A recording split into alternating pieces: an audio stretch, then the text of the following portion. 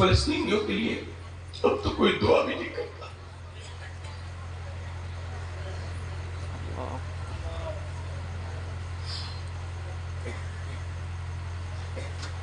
اب کوئی صلاح الدین نہیں آئے گا, اب کوئی موسیٰ بن نصیر نہیں آئے گا. 57 ملک بے غیرت ہے. 7,000 بچے وہ شہید ہوئے ہیں جن کی عمر 10 سال سے کم ہے. مائیں جب ان کی لاشیں اٹھا رہی ہیں تو کسی کا ہاتھ میں آ رہا ہے. تمہارے بھی تو بچے ہیں, میرے بھی تو بچے ہیں.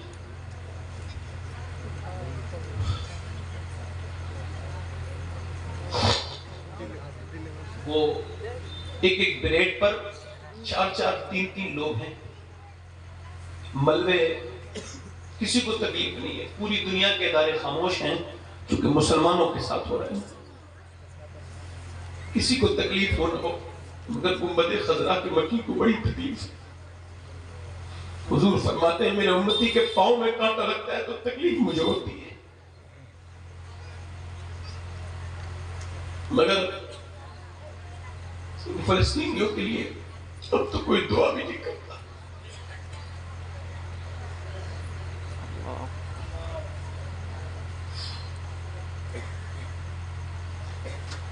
اب کوئی صلاح الدین نہیں آئے گا, اب کوئی موسیٰ بن نصیر نہیں آئے گا. 57 ملک بے غیرت ہے. مگر ان کی لڑکیوں نے, وہ بیٹیوں نے ان کی جو پیغام دیا ہے, یہ میرا پیغام میری بہنوں کو سکھاؤ, بتاؤ. جنہوں نے ٹاپ پہن لی, جنہوں نے جینس سے پہن لی, انہیں میری بات بتاؤ.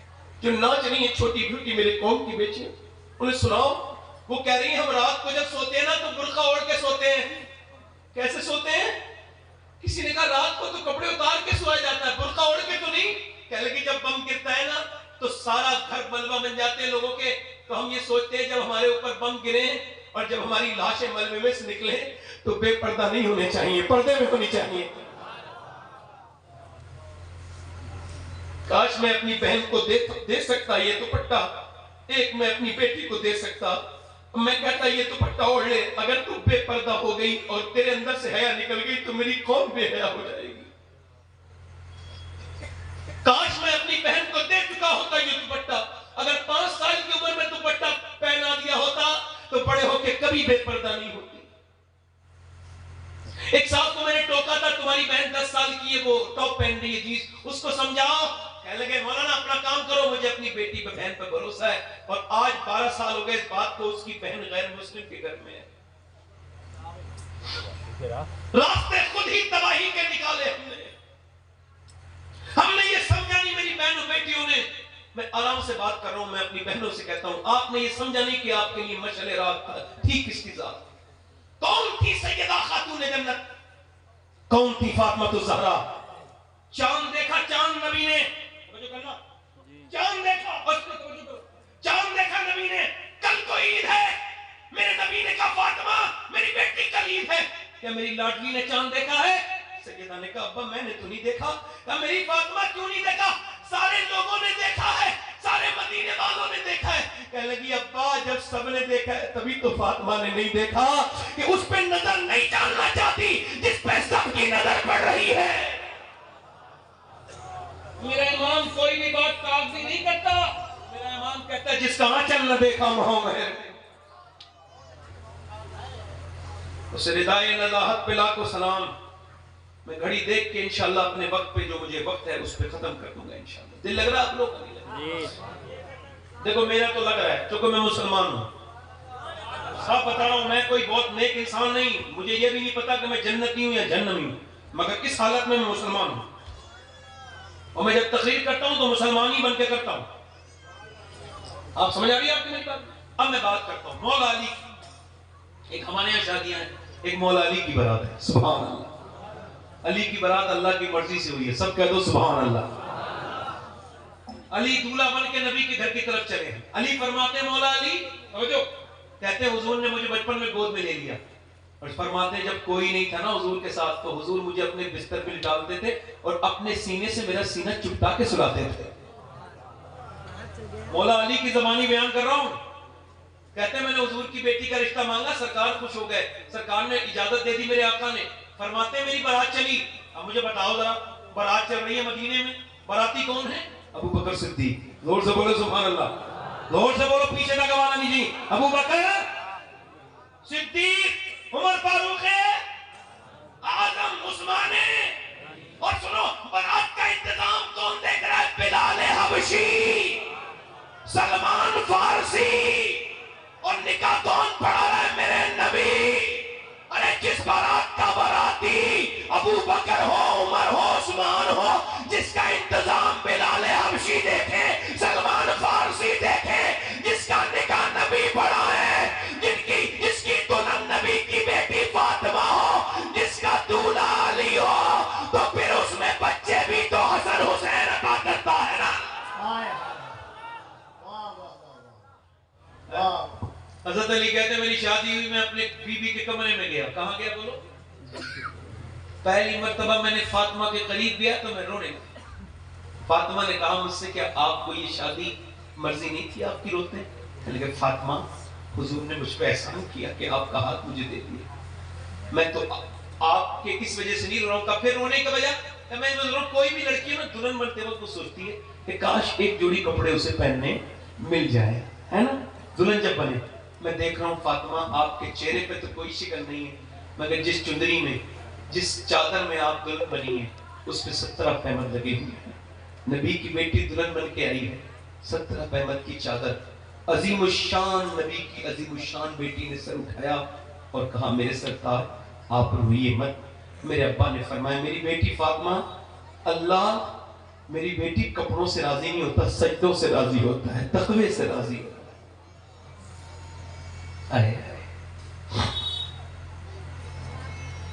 حضرت علی کہتے ہیں ساتھ خاتون جنت دنیا سے جا رہی تھی, رونے لگی.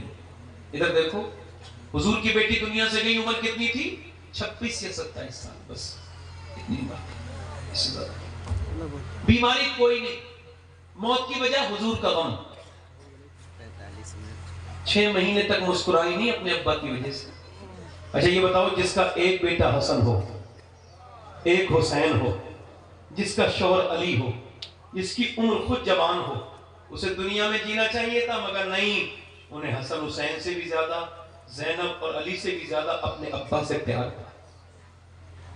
حضور کے وصال کو برداشت, 6 مہینے تک بستر پہ رہیں خاموش, اور 6 مہینے کے بعد حضرت علی سے بولی میں جا رہی ہوں آج, میری بہنیں سن لیں, میری بیٹیاں سن لیں, جسموں پہ ٹائٹ لباس پہن کے چلنے والی, آج ضرور میری بیٹی میری بات سن لینا دل سے, آج ضرور سن لینا, میں نوکر ہوں تیرا, تیرا بھائی ہوں میری بہن, تیرا بڑا بھائی مان لے, تو اگر مجھ سے عمر میں بڑی ہے تو پھر چھوٹا مان لے, ہوں تو میں تیرا بھائی, جو سمجھا رہا ہوں دھیان کرنا.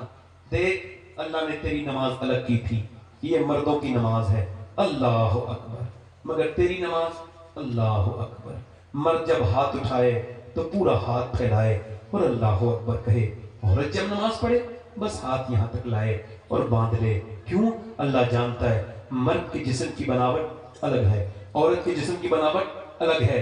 اللہ نہیں چاہتا میری بندی نماز پڑھتے ہوئے بے پردہ ہو, اس لیے مرد کی نماز الگ ہے, عورت کی نماز الگ ہے. بیٹی میری بہن, مرد مرے تو 3 کپڑے دیتی ہے شریعت, عورت مرے تو 5 کپڑے دیتی ہے. اور اللہ نہیں چاہتا کہ عورت, مگر تو نے بے حیائی کے دروازے کھول دیے. تو نے جب سے جسموں پہ یہ ٹائٹ لباس پہنے میری بیٹی میری بہن, تب سے تو نے ہمیں شرمندہ کر دیا.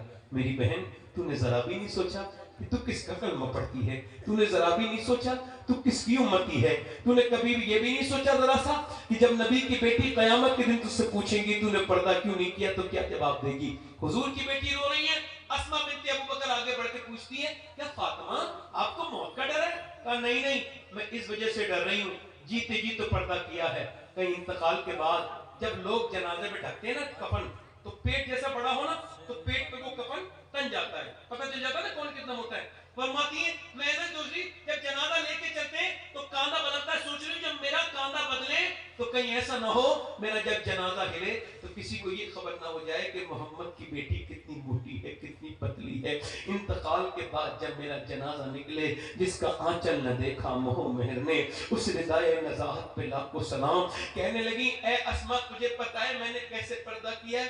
امام حسن کہتے ہیں میری امی 17 دن کے فاقے کرتی تھی. اللہ اکبر. ذرا غور تو کرو. ایک دن حضور کی بارگاہ میں آئی اما عائشہ بولی حضور آپ کی بیٹی فاطمہ آ رہی ہیں. حضور اٹھ کے کھڑے ہو گئے تو دیکھا چادر میں کچھ باندھ کے لائی ہیں. میری بیٹیا کیا لائی ہو؟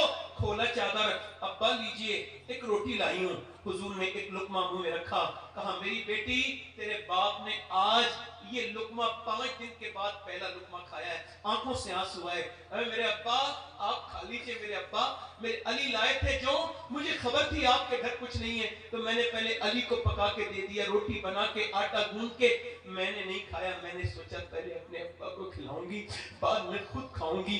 حضرت بلال کہتے ہیں اگر 19 دن حضور کے گھر فاقہ ہوتا تھا تو 19 دن فاطمہ کے گھر بھی فاقہ ہوتا تھا. کھجور کی گٹلیاں چوس کے پانی پینے والی فاطمہ آج دنیا سے جا رہی ہے. کل قیامت کا دن ہوگا، وہ نبی کی بیٹی پوچھیں گی ضرور اے دنیا میں رہنے والی عورت بتا تو کیا جواب دے گی؟ فرماتی ہے جو پردہ نہیں کرے گی قیامت کے دن میں اس سے منہ کھیل لوں گی. نبی کی بیٹی فرما رہی ہے جب میرا جنازہ نکلے تو میں نہیں چاہتی میری بے پردگی ہو. اور میری بہن تو ویسی بے پردہ ہے، تجھ پر دنیا کا رنگ چڑھ گیا. اور میری بہن سن، میرے نبی فرماتے ہیں اللہ فرماتا ہے جب میں کسی پر لعنت بھیجتا ہوں میرے محبوب تو اس کی 7 نسلوں تک اثر رہتا ہے. کتنی نسلوں تک؟ بولو 7 نسلوں تک. عرض کی میرے رب سے، میرے نبی نے اے میرے رب جب تو لعنت بھیجے تو 7 نسلوں تک اثر، اور جب تو رحمتیں بھیجے اللہ فرماتا ہے محبوب میری لعنت کی حد تو ہے مگر میری رحمتوں کی کوئی حد نہیں ہے. میں رحمت فاطمہ کے گھر پہ بھیجتا ہوں، کوئی اس کا بیٹا حسین بن کے چمکتا ہے، کوئی حسن بن کے چمکتا ہے، کوئی زین العابدین بن کے چمکتا ہے، کوئی باقر جعفر موسیٰ کاظم بن کے چمکتا ہے، تو کوئی بغداد میں عبد القادر جیلانی بن کے چمک رہا ہے، تو کوئی اجمیر میں معین الدین چشتی بن کے چمک رہا ہے. تو میاں قیامت میں لوگ جس کا انتظار کر رہے ہیں، جس کے پیچھے عیسیٰ نماز پڑھیں گے، وہ کسی اور ماں کا بیٹا نہیں، وہ بھی نبی کی بیٹی فاطمہ کا بیٹا مہدی ہوگا.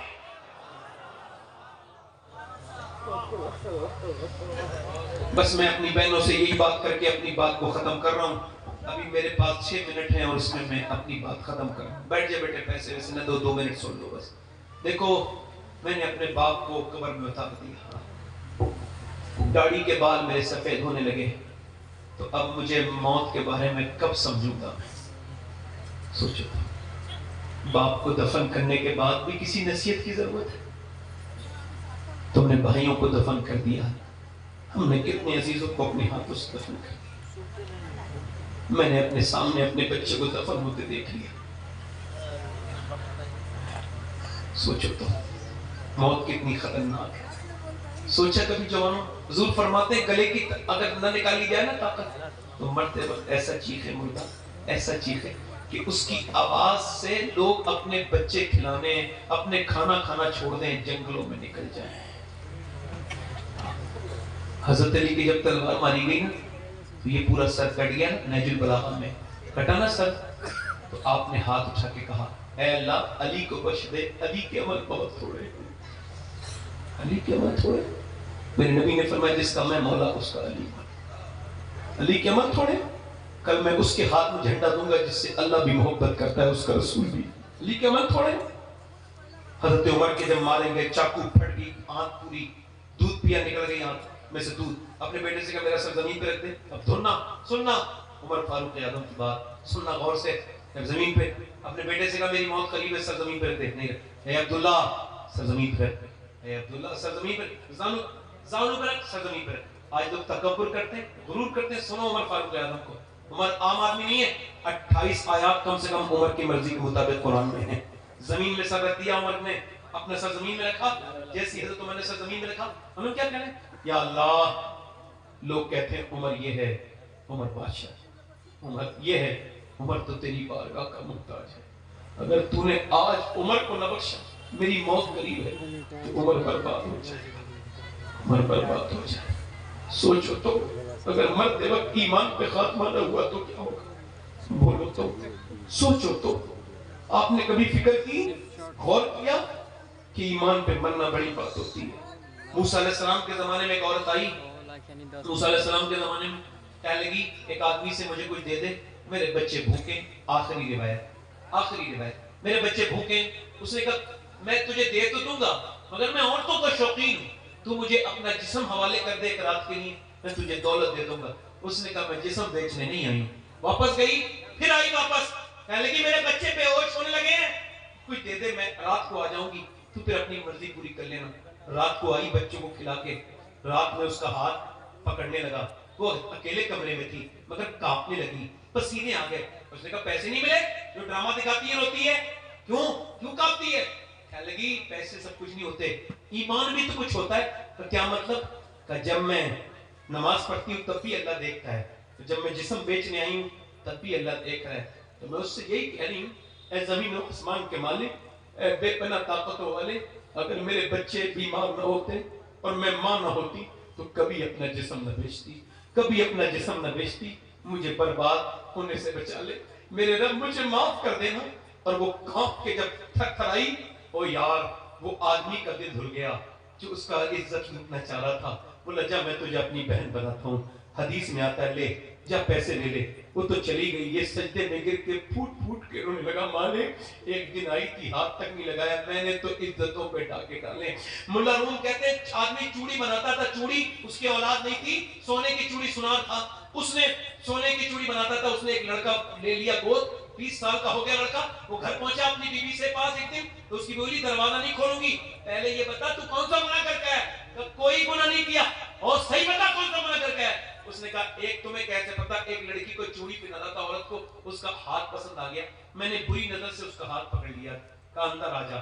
اسی وجہ سے پوچھ رہی تھی، میں نے جسے بیٹا بنا کے پالا ہے نا، جو میرا بیٹا ہے، اس نے آج میرے گھر میں گندے طریقے سے میرا ہاتھ پکڑ لیا تھا، میں سمجھ گئی کہ میرے آدمی نے کسی کی عزت پہ ہاتھ ڈالا ہے، جو آج میرے گھر میں میری عزت پہ ہاتھ ڈالا ہے۔ وہ آدمی گر گڑا کے بولا مالک میری بیٹی میری بیوی کی حفاظت کر لے، مجھے معاف کر دے، میں نے گندی نیت کری، میرے گھر پہ اثر ہو گیا، مجھے معاف کر دے میرے مالک۔ وہ عورت وہ آدمی رویا، رو کے سو گیا، صبح کو دروازہ کھلا، سامنے دیکھا حضرت موسیٰ علیہ السلام کھڑے تھے، اس نے پوچھا آپ کون؟ کہا پہلے آپ بتاؤ آپ کون ہو؟ کہا میرا یہ نام ہے۔ حضرت موسیٰ بولے میں اللہ کا نبی موسیٰ ہوں، اللہ نے تجھے سلام بھیجا ہے۔